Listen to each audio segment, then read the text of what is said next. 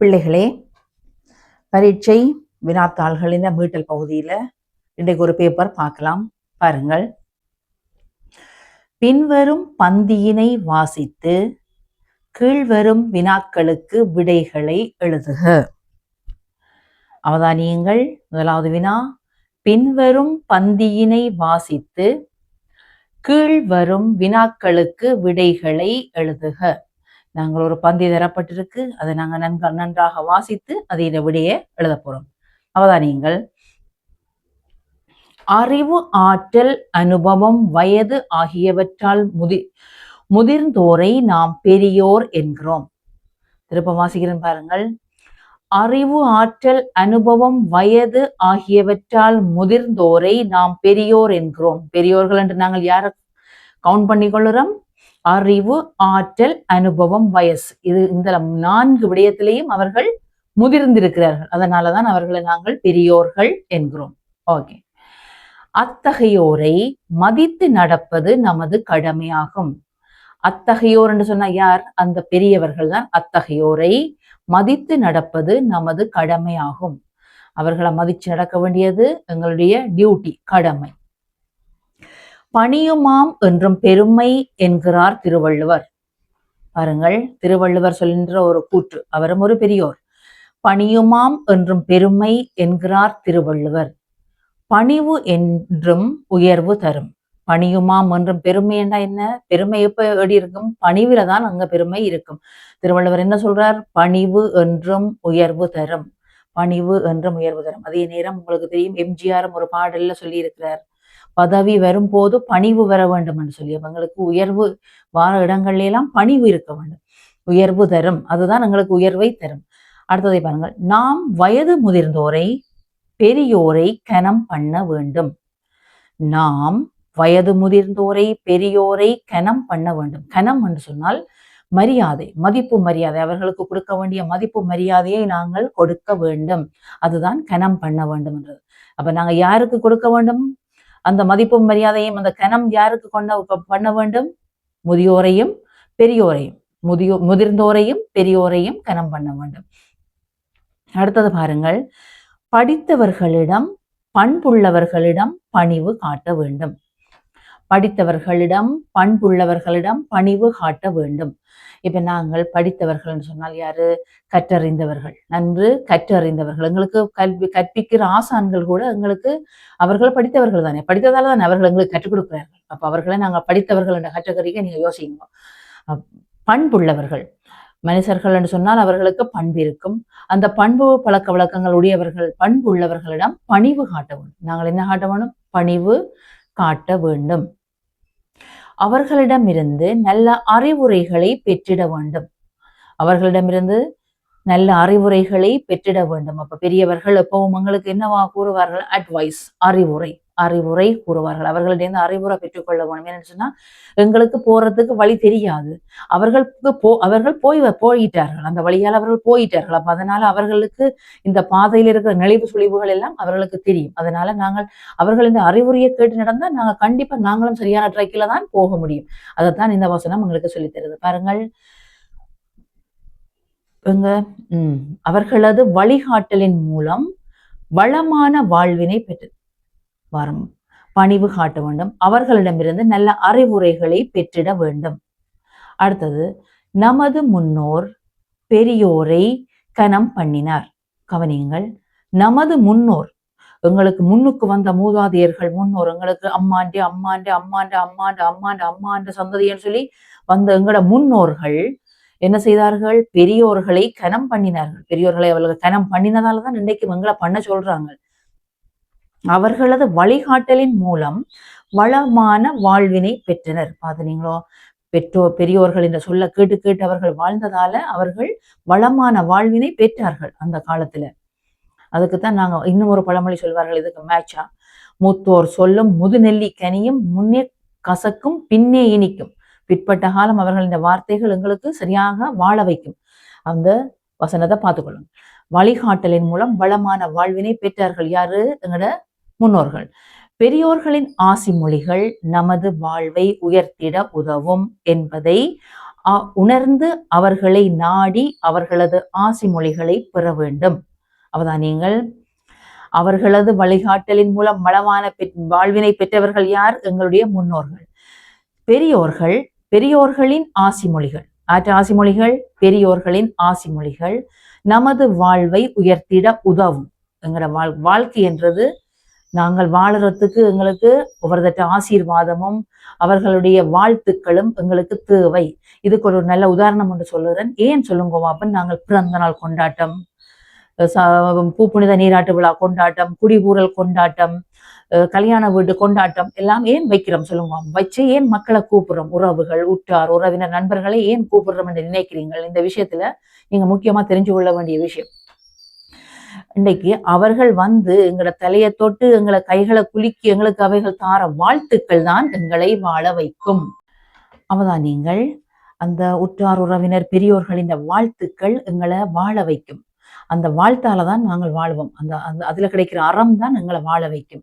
அப்ப அந்த வாழ்த்தை பெற்றுக்கொள்ளணும் என்றதுக்காகத்தான் நாங்கள் இவ்வளவு காசு செலவழிச்சு இவ்வளவு நிகழ்ச்சிகளை செய்து எங்களுக்கு ஒரு பிறந்த நாள் நிகழ்வுகளை, ஒரு கொண்டாட்டங்களை கொண்டாடுகிறோம். என்னத்திற்காக? அந்த வாழ்த்தை பெற்றுக்கொள்ளணும் என்றதான் அது என்னுடைய முக்கியமான நோக்கம். அப்ப அவதானிச்சு கொள்ளுங்கள். ஆசி மொழிகளை அவர்களை நாடி அவர்களது ஆசி மொழிகளை பெற வேண்டும். மாணவர்களாகிய நாம் பெரியோரை கனம் பண்ணு, பெரியோரை கனம் பண்ணு எனும் பொன்மொழியை என்றும் கடைபிடித்து ஒழுகிட முன்வர வேண்டும். இப்ப நாங்க படிக்கிற பிள்ளைகள், நாங்க ஸ்கூல்ல படிக்கிற பிள்ளைகள் என்றதால நாங்கள் கண்டிப்பா பெரியோர்களை கனம் பண்ணுவோம். கனம் பண்ணு எனும் பொன்மொழியை கடைபிடிச்சு நாங்க ஒழுகினா கண்டிப்பா எங்களுடைய வாழ்க்கை மலரும், உயர்வடையும். நாங்களும் ஒரு காலம் பெரியோராக காண ஆப்பர்ச்சுனிட்டி இருக்கு. ஓகே, பாருங்கள் இந்த வசனத்தை இப்ப நாங்க வாசிச்சிட்டோம். இப்ப நாங்கள் கேள்வியை பார்க்க போறோம். முதலாவது கேள்வியை பாருங்கள். நாம் யாரை பெரியோர் என்கிறோம்? சரியான கேள்வி. பாருங்கள், நாம் யாரை பெரியோர் என்கிறோம்? நாங்கள் யார பெரியவர்கள் என்ற கேட்டகரிக்குள்ள வச்சுக்கிறோம்? முதலாவது வசனத்தை சொல்லிலேயே தெரியுது பாருங்க. முதலாவது வசனத்துல அறிவு, ஆற்றல், அனுபவம், வயது ஆகியவற்றால் முதிர்ந்தோரை நாம் பெரியோர் என்கிறோம். பாருங்கள், எங்களுக்கான விடை வந்துட்டதெல்லாம். நாம் யாரை பெரியோர் என்கிறோம்? பாருங்கள், அறிவு, ஆற்றல், அனுபவம்,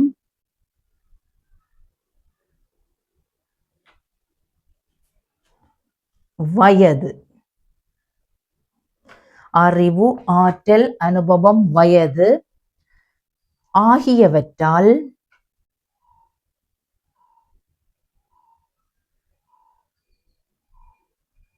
முதிர்ந்தோரை, அப்படி அவ்வளவுலேயும் முதிர்ந்தாக்கள், முதிர்ந்தோரை நாம் பெரியோர் என்கிறோம்.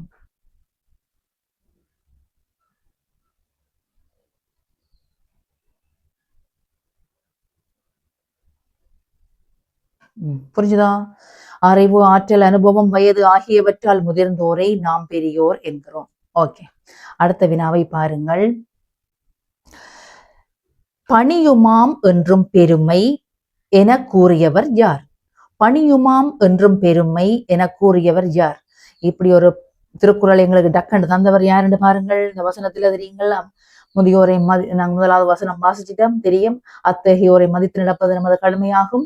பணியுமாம் என்றும் பெருமை என்கிறார் திருவள்ளுவர். கவனியுங்கள், பணியுமாம் என்றும் பெருமை என்கிறார் திருவள்ளுவர். அப்ப பணியுமாம் என்றும் பெருமை என கூறியவர் யார்? அவரும் ஒரு பெரியார், திருவள்ளுவர்.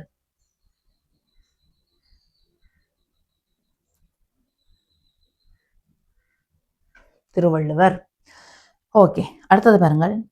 நமக்கு உயர்வை தருவது யாது? நமக்கு உயர்வை தருவது யாது? பாருங்கள், பணிவு என்றும் உயர்வு தரும். பாருங்கள், என்ன தருவது? பணிவு என்றும் உயர்வு தரும். நான் உங்களுக்கு சொன்னா தானே, பணிவு எப்பவும் உங்களுக்கு என்னத்தை தரும்?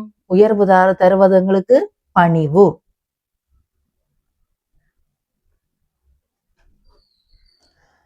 நாம் யாரிடமிருந்து நல்ல அறிவுரைகளை பெற முடியும்? நாம் யாரிடமிருந்து நல்ல அறிவுரைகளை பெற முடியும்? நாங்கள் பாருங்கள், படித்தவர்களிடமும் பண்புள்ளவர்களிடமும் பணிவு காட்ட வேண்டும். யாரிடம்? 2 பேர். ஒன்று படித்தவர்களிடமும் பண்புள்ளவர்களிடமும் பணிவு காட்ட வேண்டும். அவர்களிடமிருந்து நல்ல அறிவுரைகளை பெற்றிட வேண்டும். அப்ப நாம் யாரிடமிருந்து அறிவுரைகளை பெற முடியும்? 2 பேர் இருக்கணும். ஒன்று படித்தவர்கள், அடுத்தது பண்புள்ளவர்கள். எங்களுக்கு வாழ கற்றுத்தாரதையும் அறிவு சொல்லித்தார 2 பேர்கிட்ட நாங்கள் அறிவுரைகளை பெற வேண்டிய தேவை எங்களுக்கு இருக்கு. அப்ப பாருங்கள், ஒன்று படித்தவர்கள், அடுத்தது பண்புள்ளவர்கள். அப்ப அவதான் நீங்க நான் எழுதுறேன்.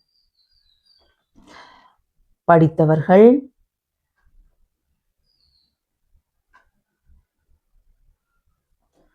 பண்புள்ளவர்கள்.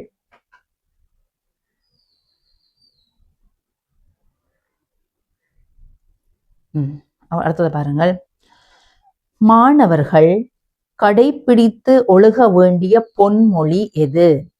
மாணவர்கள் கடைபிடித்து ஒழுக வேண்டிய பொன்மொழி எது? மாணவர்கள் கடைபிடிச்சு ஒழுக வேணும், இதுதான் எங்களோட வாழ்க்கையென்று நாங்கள் வாழ வேண்டிய ஒரு பொன்மொழி. பாருங்கள், அவர்களை நாடி ஆசி பெற வேண்டும். மாணவர்கள் நாம் பெரியோரை கனம் பண்ணு எனும் பொன்மொழியை, பாருங்கள், பெரியோரை கனம் பண்ணு எனும் பொன்மொழியை என்றும் கடைபிடித்து ஒழுகிட முன்வர வேண்டும். இறுதி வசனங்களை பாருங்கள். அப்ப மாணவர்கள் கடைபிடித்து ஒழுக வேண்டிய பொன்மொழி எது? பெரியோரை கனம் பண்ணு. பாருங்கள், எதுக்குள்ள தந்திருக்குன்னா மேற்கோள் குறி என்ற பகுதிக்குள்ள அந்த பல பொன்மொழி தரப்பட்டிருக்கிறது.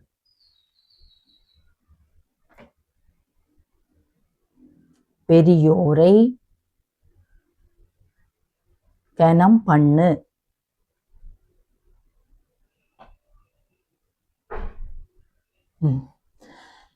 அடுத்த இறுதி கேள்வியை பாருங்கள். எமது வாழ்வு உயர, எமது வாழ்வு உயர நாம் என்ன செய்ய வேண்டும்? எமது வாழ்வு உயர நாம் என்ன செய்ய வேண்டும்?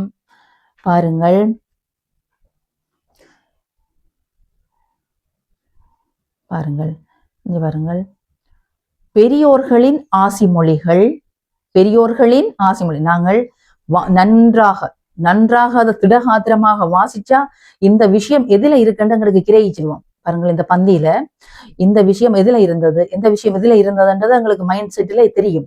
இப்ப இந்த விஷயம் இதுல இருக்கு, இந்த விஷயம் இதுல இருக்கு, இந்த விஷயம் இதுல இருக்குன்றது தெரியும். அப்ப இந்த கேள்வி வாசிச்சு கொண்டு போய்க்கு எங்களுக்கு இப்ப நாங்க வாசிச்சு கொண்டு வரைக்கும் இந்த விஷயம் எந்த இடத்துல இருந்ததுன்றது கூட எங்களோட மைண்ட் செட்ல வரணும். அதுதான் அந்த எங்களோட வாசித்தலின் மகத்துவம். புரியுங்கள். எமது வாழ்வு உயர நாம் என்ன செய்ய வேண்டும் என்று சொன்ன கேள்விக்கு நாங்கள் பாருங்கள், நமது வாழ்வை உயர்த்திட உதவும் என்பதை பாருங்கள்,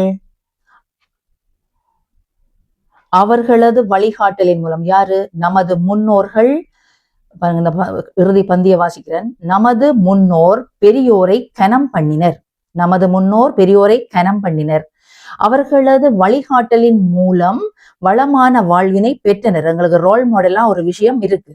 பெரியோர்களின் ஆசி மொழிகள் நமது வாழ்வை உயர்த்திட உதவும். அப்ப பாருங்கள், முக்கியமா பெரியோர்களின் ஆசி மொழிகள். பாருங்கள், பெரியோரின் ஆசி மொழிகள் நமது வாழ்வை உயர்த்திட உதவும். அதுக்குத்தான் நான் உங்களுக்கு ஒரு உதாரணம் சொன்னான். என்ன? நாங்கள் நிகழ்ச்சிகள் கொண்டாட்டங்களை ஏன் வைக்கிறோம்? பெரியோர்கள், பெற்றோர்கள், உற்றார் உறவினர்கள் ஆசி மொழிகள் எங்களுக்கு கிடைக்க வேண்டும் என்பதற்காகத்தான் நாங்கள் இவ்வளவு கொண்டாட்டங்களை செய்கிறோம். இல்லாட்டி வேறு எதுக்கு? வேறு என்ன தேவை எங்களுக்கு? அதுல சொல்லுங்க பாப்போம். அப்ப அதனால எங்களுக்கு ஆசி மொழி முக்கியம். பாருங்கள், நமது வாழ்வை உயர்த்திடது என்ன? பெரியோர்களின் ஆசி மொழிகள். எமது வாழ்வை உயர நாம் என்ன செய்ய வேண்டும்? என்ன செய்ய வேண்டும்? பெரியோர்களின் ஆசி மொழிகளை பெற வேண்டும். கவனியுங்கள்.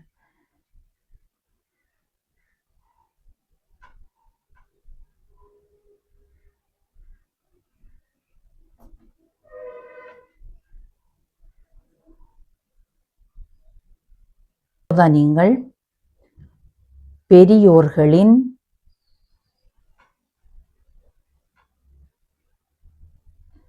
ஆசி மொழிகளை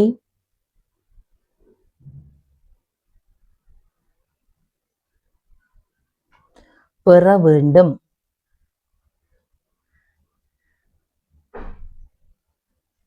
ஓகே.